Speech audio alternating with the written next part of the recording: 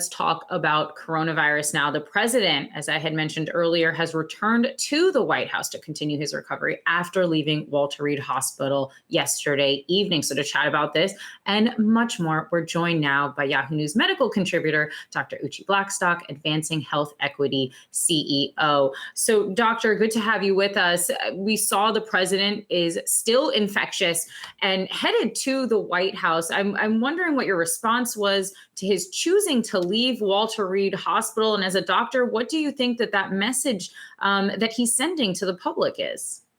So those are such great questions. And I think what I would say is, like, for the average American who was at his age, in his condition, who had received the medications that he received and had the symptoms that he had, they would probably still be in the hospital. So it is unusual that in the course of his disease, that he's left the hospital quite prematurely. But also, we have to consider that he's essentially in a hospital within the White House. He's getting 24/7 medical care. He's still getting intravenous medications and being closely monitored. And so I want to say that this is definitely an exceptional situation and not something that most Americans think about when thinking about the normal course of this disease.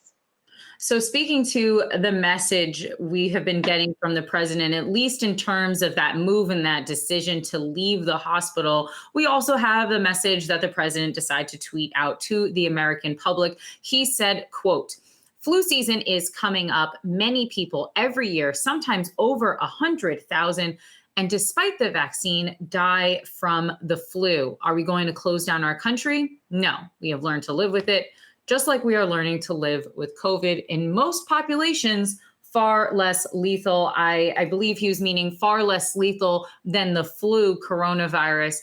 I'm wondering if you could just do a quick fact check for that statement for us. I have been reading that a lot of what he said in that tweet is incorrect, but I figure it is better for the people to hear from a doctor than from me to try to do that fact checking.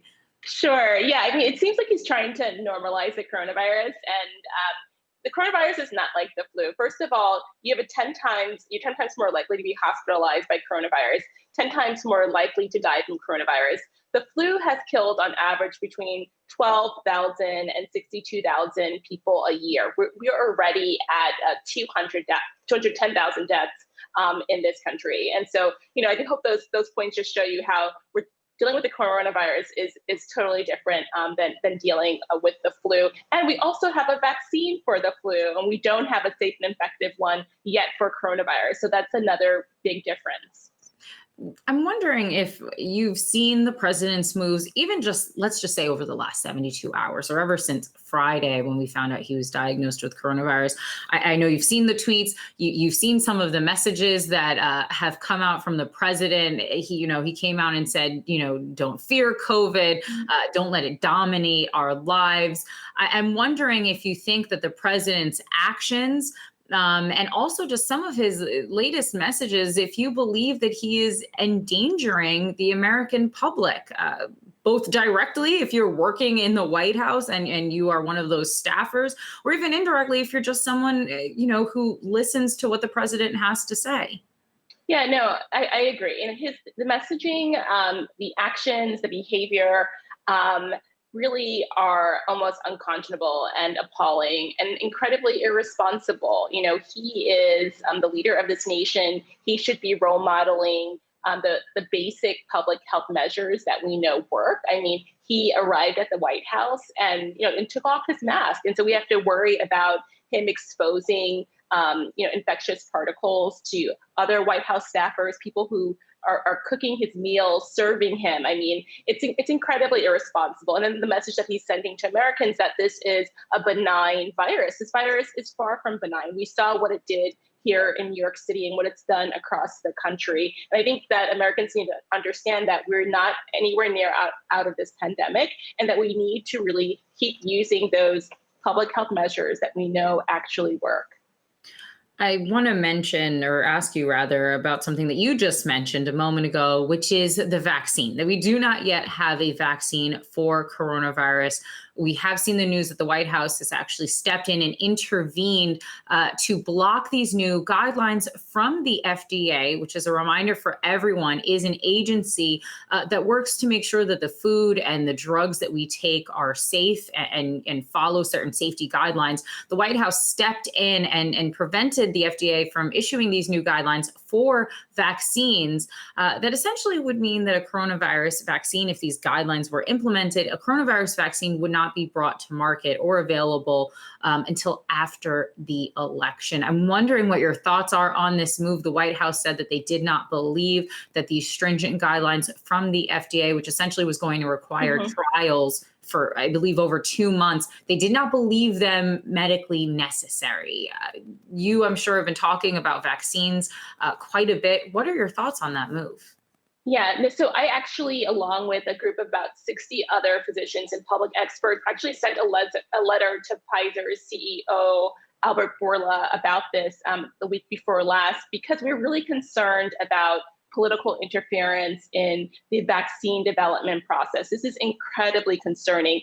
Those 2 months that we're asking for manufacturers to use are to assess whether or not there are any safety and efficacy issues that come up. And so we cannot compromise that timeline. That has to be done. And if that results in a vaccine being available after the election, then so be it. There's nothing worse than coming out with a vaccine that is ineffective and unsafe to undermine public trust. All right. Doctor, I just had one last question for you. If you can speak a little bit more to the fact that perhaps politics are interfering too much in this fight with the pandemic. And do you think that kind of gives credence to what you're hinting about right now, that people are fearful of taking that first generation vaccine, and that people just frankly do not trust the president and in a way, more broadly, the government when it comes to fighting and treating this virus? Right.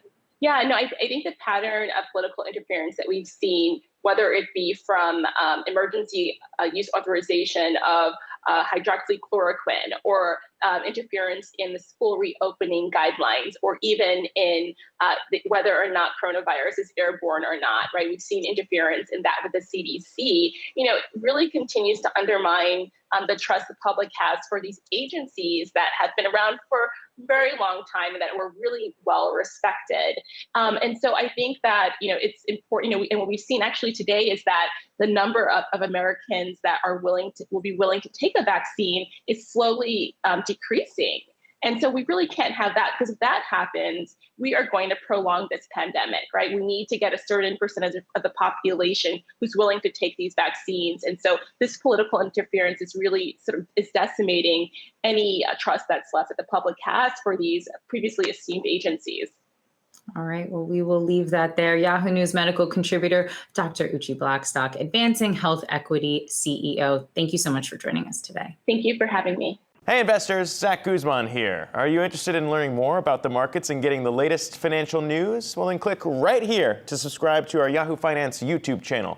Get the latest up-to-the-minute market analysis, big interviews in the world of finance, and information on how to manage your money every day wherever you are.